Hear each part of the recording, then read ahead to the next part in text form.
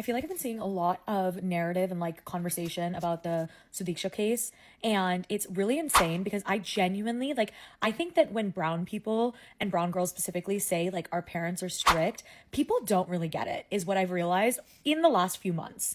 Like we can say our parents are strict. You've experienced it and like seen it firsthand. So I feel like you get it. I'm talking to my girlfriend. But like she gets it. But like even at our New Year's party, our friends were explaining to Chelsea and Michael like they're married and the like level of lying and like this and that they have to do with their parents and stories is absolutely crazy, or like it's just so insane and the narrative is so insane. And even seeing it happen within brown families now after the Sadiqa case of like my mom being like, see, this is why we didn't let you go anywhere in college. And I was like, mom, I was great in college.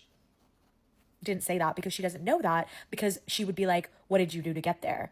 But like this is the narrative that has just been spun in our culture and perpetuated for so long, and it's so toxic. Like she did not, I think she hasn't been found yet, but she's not missing because like it's so gross. It's not what did she wear, was she drinking? And like my mom was like, this is why I tell you not to drink, da na na na na. And I'm like, okay, but that's not the reason. Like people are shocked when I say my mom never had the conversation about how babies were made. Like that was not a conversation I was ever allowed to have. I to this day still have never had it with my mother. She still doesn't know.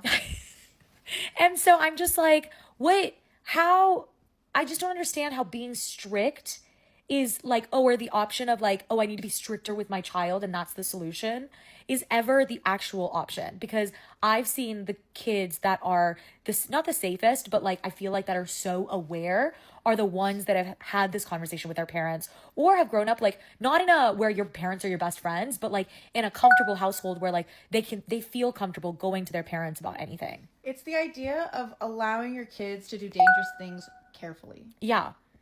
Maybe dangerous is not the But right it's word, like but doing like dangerous things behind your parents' back where all you're worried about is your parents not finding out. And really, it should be like, these are bad things that can happen. Here's how we prevent them.